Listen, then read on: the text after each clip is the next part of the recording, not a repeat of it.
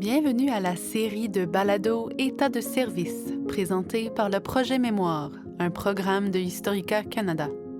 Ici votre animatrice, Stéphanie Zidel. Dans cette série, nous vous présenterons des entrevues avec des vétérans canadiens. Ils vous raconteront le récit de leur vie, de leurs pertes et leur service militaire. Cette série nous permettra d'explorer différents extraits issus de témoignages du Projet Mémoire de manière non chronologique.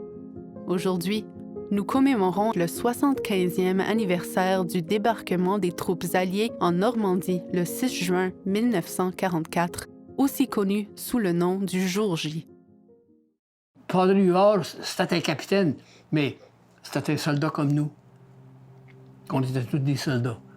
Avant d'aller en combat, il marchait parmi nous. Il s'attendait qu'on était tous des gars religieux. Hein? Puis on était aussi pas mal religieux, parce que la religion était très populaire dans ce temps-là.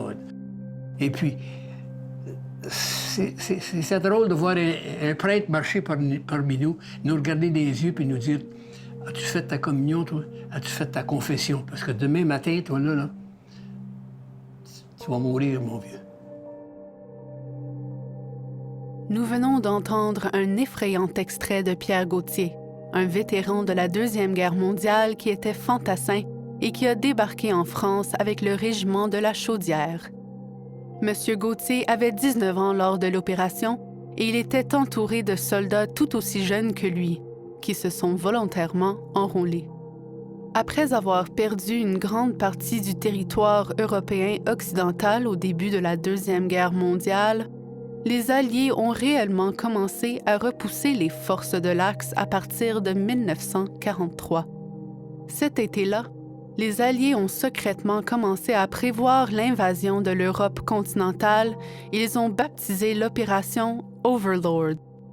Juste une note sur le terme Jour J. En général, le terme est utilisé pour désigner la date de commencement d'une attaque et a été utilisé dans la planification des autres opérations. Cependant, à cause de l'ampleur de l'opération, le terme est devenu inextricablement associé au débarquement de Normandie. Écoutons Marc-Édouard Barrette, un membre québécois du Corps médical militaire royal du Canada, décrivant les préparations pour le débarquement. Ça fait que durant ces 3 ans-là, en Angleterre, c'était toute de la manœuvre puis de la pratique pour notre profession, nous autres comme médicaux. On débarquait, là, puis il fallait aller les attaquer, là. Alors, avec chaque gros bateau avait tout l'équipement pour chaque soldat, puis la machinerie, puis tout compris. Alors, le manger, les machines, les trocs, le linge, tout. Avant la traversée de la Manche, les soldats alliés ont été formés en Angleterre pendant plusieurs mois, voire des années. Ils ont participé à des simulations de guerre, mais avec des armes chargées. Le jour J devait initialement prendre place le 5 juin, mais à cause de mauvaises conditions météorologiques, l'opération a été repoussée au 6 juin. La stratégie des Alliés consistait en des vagues de débarquement. On y comptait des centaines de milliers de soldats, dont 6 divisions d'infanterie et plusieurs unités blindées, sur 5 plages le long de la côte française et derrière les lignes ennemies. Un grand nombre d'unités aéroportées ont aussi bombardé les défenses allemandes afin de sécuriser les plages pour toutes les brigades à bord de l'Armada. Les forces américaines ont débarqué sur Utah Beach et Omaha Beach. Les Britanniques ont débarqué sur Gold Beach et Sword Beach. Et une division canadienne a mené la bataille à Juno Beach. Lorenzo Tremblay, un soldat gaspésien dans le régiment de la Chaudière, a participé au Jour J. On est embarqué à Southampton le 5, le soir à 5 heures. Après ça, on a passé la nuit sur l'eau. On est arrivé à Laval-Bernière à 7 heures du matin. À peu près vers 7 heures du matin. Puis là, ils nous ont... Après ça, là, ça a commencé là, la vraie guerre. Là on était réellement à l'action. Là, on attendait, et on ne pouvait pas débarquer à terre complètement tout de suite. Ils nous ont emmenés sur des échalons, puis puis on a embarqué sur des chalands, puis là, ils nous ont emmenés au bord. Et maintenant, Pierre Gauthier, qui a débarqué avec le même régiment. On avait nos packs, nos carabines. Il y a beaucoup des gars qui ont sauté dans les petits bateaux, qui se sont cassés des jambes. Il y en a qui ont tombé à l'eau. Tu sais. C'est une expérience pas mal dangereuse. On voyait pas la plage, hein, parce qu'il faisait noir pour commencer. On voyait pas la plage. Mais quand on a approché la plage, là, quand la rampe a tombé, il fallait aller à l'eau. Joseph Adélard Thibault, un autre soldat du même régiment, nous raconte le moment du débarquement de son petit navire. Je suis le troisième. Il y a 35 en arrière, moi. Je pas dit à maman, mais achète ton fils. Je sais pas nager. Faut pas mouiller notre âme. C'est le chapeau. La chose du chapeau de fer, lui, à peu près 3 pieds.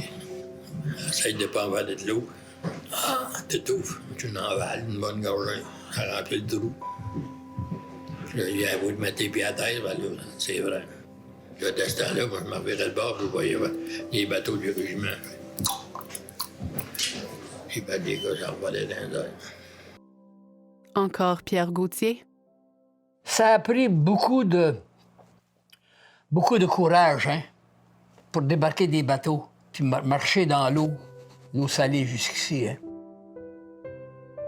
Débarquer avec 50 ou 60 autres soldats que tu connais, avec qui tu as entraîné, les voir blessés puis les voir mourir proche de toi, c'est très stressant, ça, hein. Puis j'ai pas été capable de les aider, pas capable de rien faire.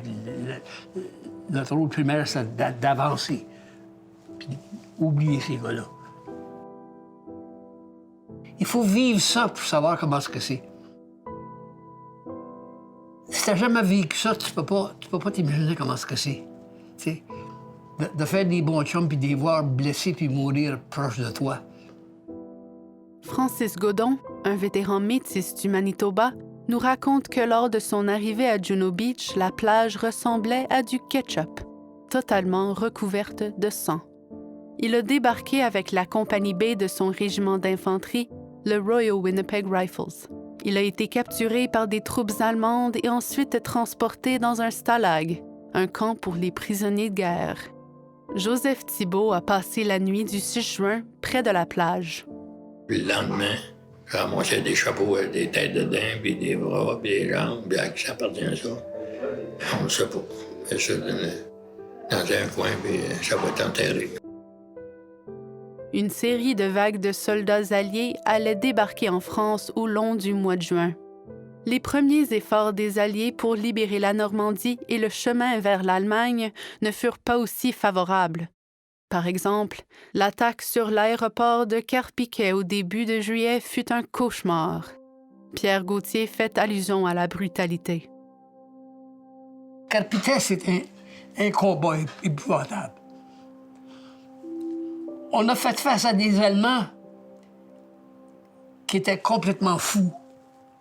Il fallait les tuer. C'était des jeunes, c'était des enfants de 14, 15, 16 ans, des soldats allemands, des Waffen-SS. Il fallait les tuer, ces jeunes-là. Ils ne voulaient pas se donner. Par la suite, les Canadiens et les Alliés devaient marcher et se battre dans le reste de la France, en Belgique, en Hollande et jusqu'à la traversée du Rhin. Les Allemands ont enfin capitulé le 8 mai 1945. Le jour J demeure un jour mythique dans l'imaginaire des pays alliés, car des centaines de milliers de soldats, d'aviateurs et de marins y ont participé. Si vous regardez des photos, vous verrez un essaim d'aéronefs et de navires. Ce fut un exploit militaire des plus impressionnants de l'histoire du monde.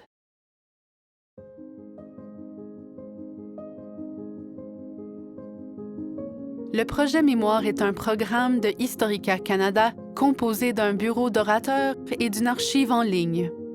Nous mettons les vétérans canadiens et les membres actifs des Forces armées canadiennes en communication avec les écoles et les groupes communautaires d'un océan à l'autre. Ce projet est rendu possible grâce au financement du gouvernement du Canada. Historica Canada est un organisme qui offre des programmes que vous pouvez utiliser afin d'explorer, d'apprendre et de réfléchir à notre histoire et à ce que signifie le fait d'être Canadien. Les textes supplémentaires utilisés dans cet aperçu proviennent de notre programme affilié, l'Encyclopédie canadienne. Retrouvez-nous sur les réseaux sociaux et abonnez-vous à Historica Canada.